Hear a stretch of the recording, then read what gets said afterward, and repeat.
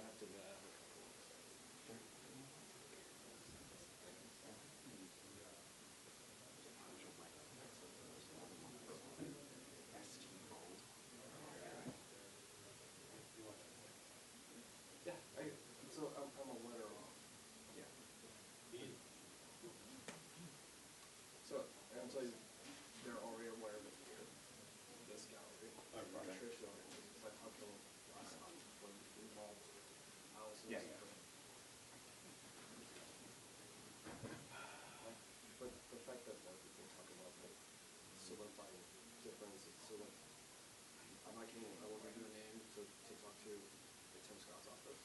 Okay. And they probably know other office. Wait, yeah. It has to be like.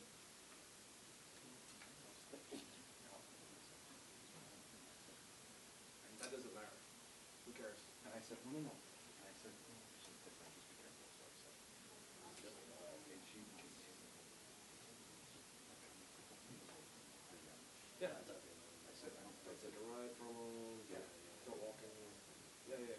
No, but like, it's to the point. You know, where you should just be fine. Yeah. I didn't know you guys were about it. I assume that's great. It's kind of like that walking. It's an 8-week protest.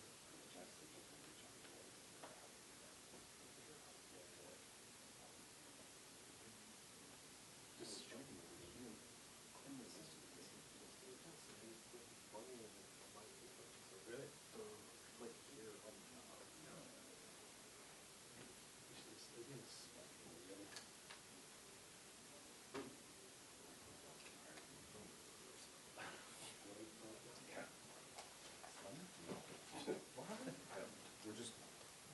We're hurrying up and waiting.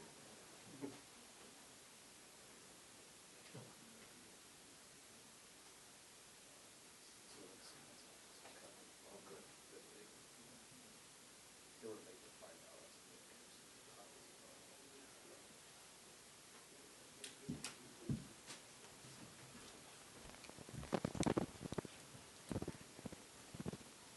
Good afternoon, everyone.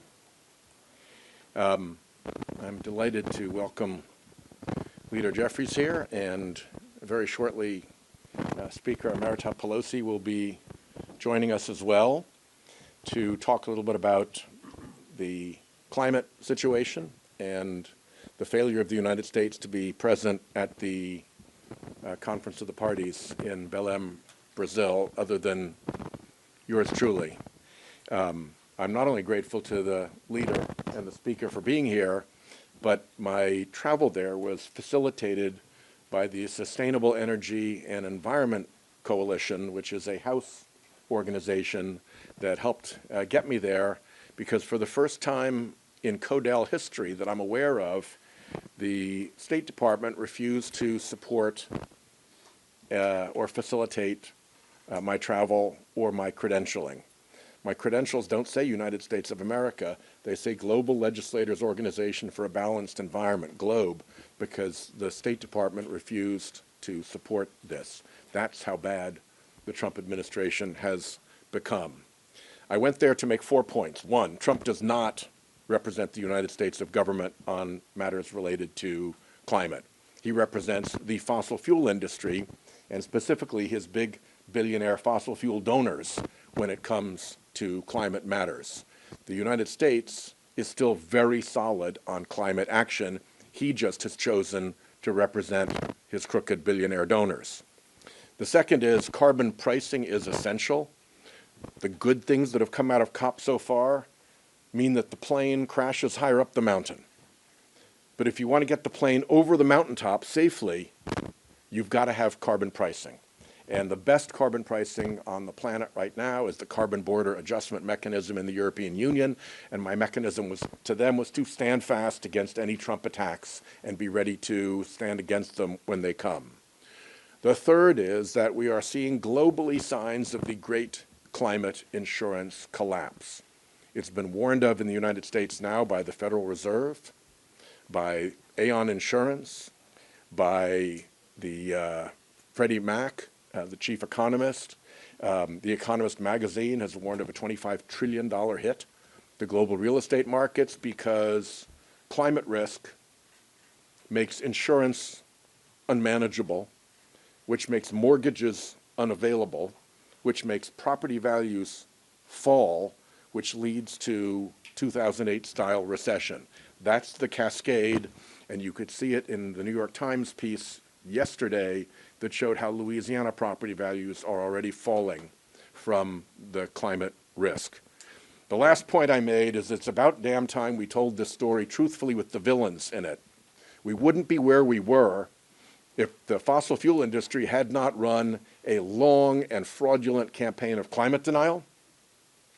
And we wouldn't be where we are if the fossil fuel industry had not, since Citizens United, used its power to spend unlimited dark money in politics and threaten and promise to spend unlimited dark money in politics to prevent reasonable, sensible climate action from happening. This is a story that has villains, and we need to talk about it in those terms. And what we'll do is I'll recognize Leader Jeffries right now. When Speaker Pelosi gets here, we'll interrupt for her. When he's done, if Speaker Pelosi is not here, we'll take a few questions and wait for Speaker Emerita Pelosi. Leader Jeffries, thank you, sir, for being here.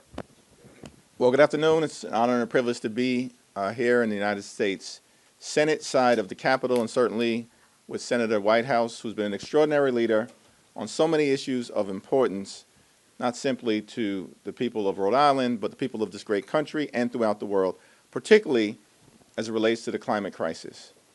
Now, from the very beginning of this Congress, the very beginning of this presidency, there's been an unwillingness by Donald Trump and House Republicans and Senate Republicans to deal with issues of importance to the American people, particularly as it relates to the cost of living crisis that we have in this country and the various reasons why it continues to get worse in the United States of America.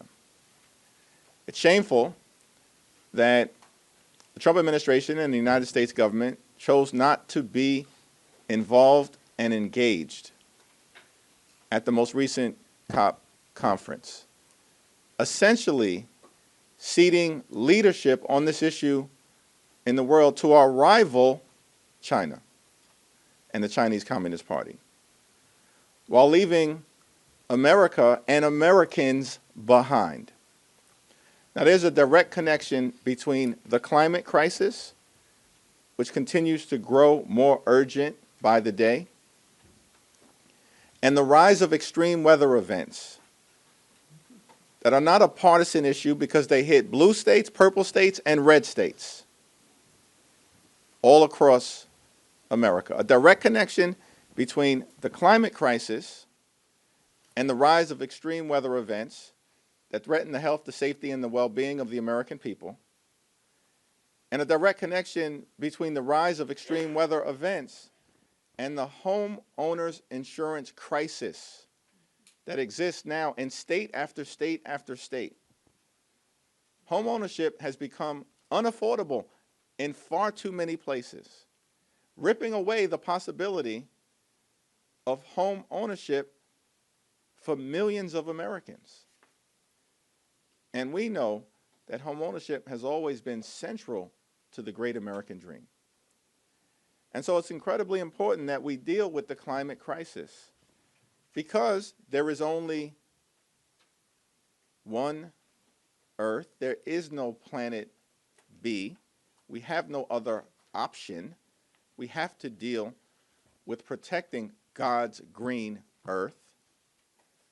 But we also should deal with the climate crisis because the absence of doing it causes life in America to just continue to become more unaffordable, particularly in this instance as it relates to both the home insurance crisis and the rise in electricity costs and utility bills all across the country because of the administration's assault on the progress that was made related to standing up a clean energy economy under the leadership of Speaker Pelosi, Senator Whitehouse, Democrats in the House and the Senate, and of course, the Biden administration. Republicans have taken a sledgehammer to the clean energy economy, which hurts our ability to both deal with the climate crisis and hurts our ability to drive down costs for everyday Americans.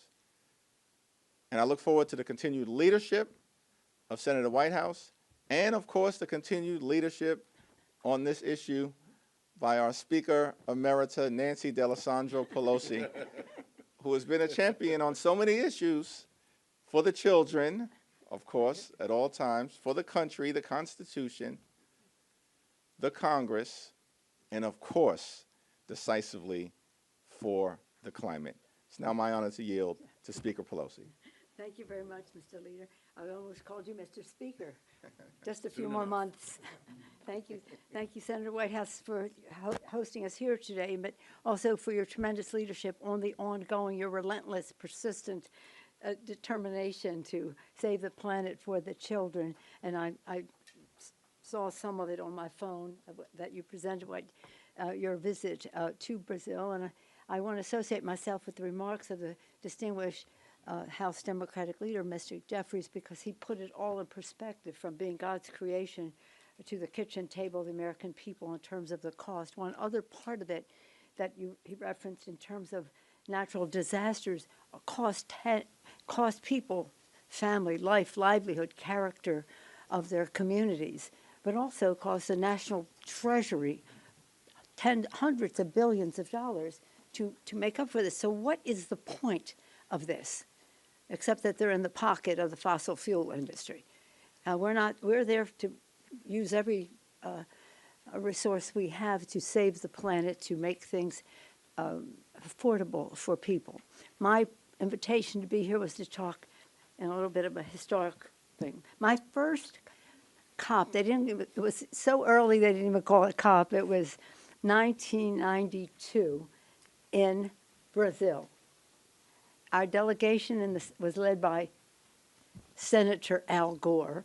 While we were there, he made one of the most spectacular Save the Planet speeches you ever heard, right after the Dalai Lama. It was a religious and a scientific meeting in Brazil. Then we couldn't find him. We were supposed to all have dinner. We couldn't find him. He was called away by Bill Clinton to ask if he wanted to be Vice President of the United States. So that's just placing it in time in history. I just left Al Gore at the funeral of Dick Cheney, and in those days, this was not, we had bipartisan delegation to go to some of these meetings. That was then, and this is now. This is so important to our society, it's a challenge of a generation. This issue is, of course, a values issue. That's been said again and again. But let's start with it's a health issue for our children, clean air, clean water, just saving the planet for them. It's an economic issue in terms of green technologies and for us to be preeminent in the world instead of cutting off the funding for tax credits that enable us to be that, as they are doing with the IRA bill. It's a security issue. Security issues, we go around the world and study migration and the rest, much migration, especially from, well, the Northern Triangle in Central America. Many people were coming to the United States because of drought. They couldn't farm, and they didn't have food that they were growing for themselves. So it's a migration issue, and a migration issue is a security issue. So it's health, it's economic, it's a security issue because we have the encroachment of deserts, the rising of the sea levels, the droughts, floods, everything else that goes with it, as the distinguished leader mentioned, that so many of the natural disasters. And it is a values issue, as was mentioned. If you believe as I do that this is God's creation, then we have a moral responsibility to be good stewards. But even if you don't, we all agree that we owe it to our children as a value to pass on this planet in a way that is sustainable. And they have no belief in science. That it's the strangest thing. If science says this is what is causing the more intensity of storms and the rest of that, and government says we should do this, they don't believe in science, and they don't believe in governance. So two no's do not make a right. So we have a real problem here. And I will just close, did I say that already? By saying this. On this subject, and you both have taken us to this place, we have to have truth. We have to have truth in how this is all presented. That's not what they're doing. And we have to have trust in the policies, in the appeal that we're making to the American people to understand the connection of their kitchen table, their energy bills, and the rest. Second, in closing, when I was Speaker the first time, this is my flagship issue, President Bush was president, we passed the most fantastic energy bill working together. He wanted nuclear, I wanted renewables. We had a big celebration and a very big bill. President Bush, Nancy Pelosi as Speaker. And of course, we then went from energy, which is part of the climate issue, but then to the climate bill and passed the climate bill in the House. We couldn't get it passed in the Senate. It was, filibuster, don't want to go into that. But then, under President Biden, we were able to do that with the IRA legislation. So progress has been made. Now they're pulling it back. And why? Because it doesn't even go through the brain. Just the money goes in the pocket, the vote goes on the board, and the president insists on it. With that, I yield back. Questions? My question is for Speaker Nancy Pelosi. The Trump administration has repeatedly undercut efforts to address climate change, including removing the United States from the Paris Climate Accord and more recently, obviously, not offering any U.S. representation to COP30. Do you think that any efforts to ameliorate the climate crisis could be made under this administration? Well, I'm going to yield to you because you just came back and you saw the enthusiasm that 80 countries had that. I think it's going to be difficult. But I think the more the spotlight goes onto the Trump administration for its corruption, for the fossil fuel industry, for his donors, and the more we can compare that corruption and the terrible policy that it creates against where the American people want to be, it creates another wedge between the Trump administration and the people. And as particularly our House colleagues come to the November election, that wedge between the Trump administration and the people begins to have a big effect in those elections.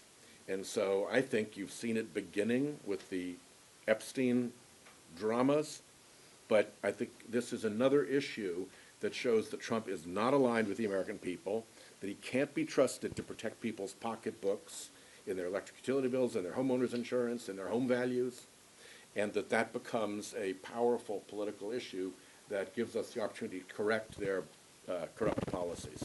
I would add that mobilization has been my own thing. I say inside maneuvering to get things done, but outside mobilization makes it all the better. And the outside mobilization on this issue among young people is very vital, to the point that the distinguished senator made about us winning the House. When Speaker Jeffries takes over, we won't be able to get new legislation because doubtful that there's an understanding of truth and trust on this subject in the White House.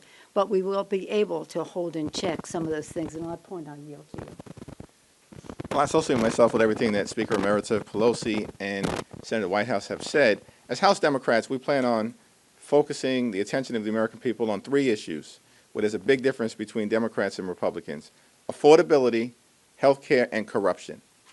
And in this particular space, as it relates to dealing with the climate crisis, a corrupt bargain has been struck, as Speaker Pelosi indicated, between these outside special interests, Donald Trump, and Republicans in the Congress, which is why there's no action in dealing with the climate crisis, because they're following the perspectives of GOP big donors. That's corruption in real time, and it's having an adverse impact on the American people.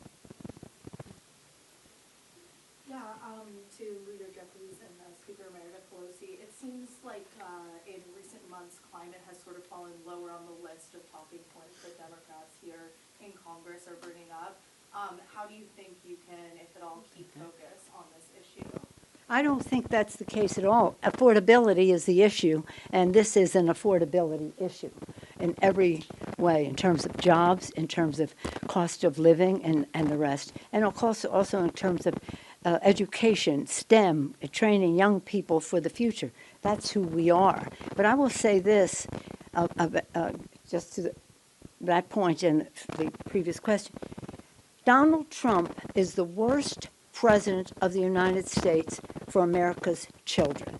The worst president American children have ever had in terms of their health, their education, the clean, safe environment in which they can thrive, including safety from gun violence, I would add, the job, economic security of their families, and a future that is fair and just in terms of yes, the planet, the air they breathe, but also the economic situation they're in. And he is giving them as a gift a $600 billion increase in the national debt for them to pay off as he takes away health care from them, takes down the Department of Education, and the rest of it. And that to this very point, the air they breathe, the water they drink, he doesn't care. Thank you. Well, and all of you, given that the renewable liquid fuel incentives in IRA, it's one of the few clean fuel, renewable, climate-related provisions to survive the current administration and Republican majority. Could you address how you view the role of liquid biofuels in reducing emissions, and do you support ethanol, E15 legislation that farm state legislators are trying to push through? Well, let me generally comment on the assault on the Inflation Reduction Act and the clean energy economy. And as Democrats, we're united in pushing back against the damage that was done, notwithstanding the fact that there were several, more than 20 House Republicans who said, hands off the clean energy tax credits and provisions in the Inflation Reduction Act, and then, of course, bent the knee to Donald Trump as soon as he ordered them to decimate the overwhelming majority. So we think that there's a lot of repair work that has to be done in order to get back to the place where we are standing up a clean energy economy for the good of the climate, for the good of communities across the country, the jobs that are created, the economic development, the lowering of electricity prices, particularly in an environment now where, because of the rise of artificial intelligence, we're going to see exponential demand for energy, and we shouldn't be cutting things back. So in terms of ethanol and that particular dynamic, it's in the mix of things, right? Important to remain a part of the picture related to the future, but I'm really concerned about the damage that was done to renewables, to wind, to solar, and to the opportunity that really was groundbreaking coming out of the Inflation Reduction Act. As the ranking member on Environment and Public Works, I've told Republicans that it's something I'm certainly willing to consider, but waiting for their first offer. Should we do one more, and then the speaker and the leader have to go? Speaking of climate and the administration, tomorrow the administration has announced it's going to issue new regulations, pretty much gutting the Endangered Species Act. One of them says that you will not be able to consider matters such as climate change in listing species as endangered. I wonder, what's your reaction to that? Are you going to oppose that? Of course, this is all in keeping with their, well, let me say, use the president's language. He said this whole climate issue is the biggest con job in American history, always projecting his own vulnerability onto others. President Trump is the biggest con job in American history. And so what they're doing, again, this is God's creation. Everything in nature is connected. You can't just say we're going to do this or that and connect it from everything else in nature. But it's just as that's how they treat people. We don't want to have any differentiation with people either. That's why you have to have truth. We have to make sure people are not apathetic about listening to what is at stake here, truth and trust in the collaboration that we want to have. Collaboration, the transparency of it all. And what they're doing, that's almost irreversible. That's why it's really important for us to win this election so that we at least can hold up some of that. And then hopefully we can have some truth and trust in the Supreme Court so they don't let him get away with destroying God's creation. One of the points I made in Brazil is that at events like the COP, you see the smiling mask of the fossil fuel industry. Oh my God, they're in heaven. But if you want to see their true face, you look at what they are having the Trump administration do. And the depravity of the corruption, the depravity of the lying, and the disinterested in anybody's well-being other than the big donors, that's the true face of the fossil fuel industry, and we need to recognize that. Thank you all very much, and thank you particularly to the leader and Speaker Meredith for coming over. Thank you. Did you want to say something on that? No, Well, what about the endangered species then? Okay. yeah. The failure to protect endangered species represents an assault on the divine creativity of Almighty God, and we plan to strongly oppose it.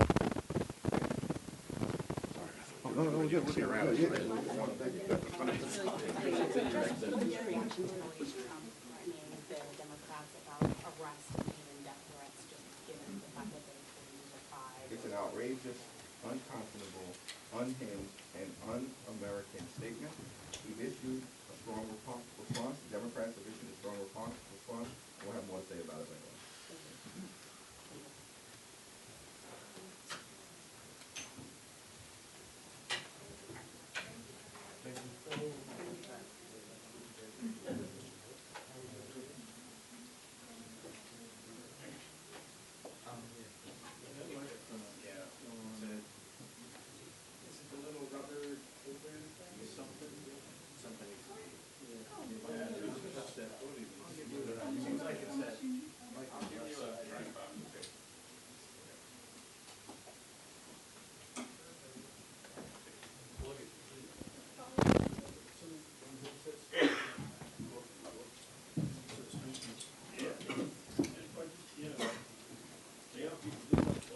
Is it this one? Is it this one? Or this one? Check, check, check, check, check, check, check. Check, check, check, check. This guy? We should just kill it in future press conferences. Well, that's the problem. Yeah, just leave it down. Hopefully someone will figure it out. Actually, maybe I'll mention it to Mike. Yeah.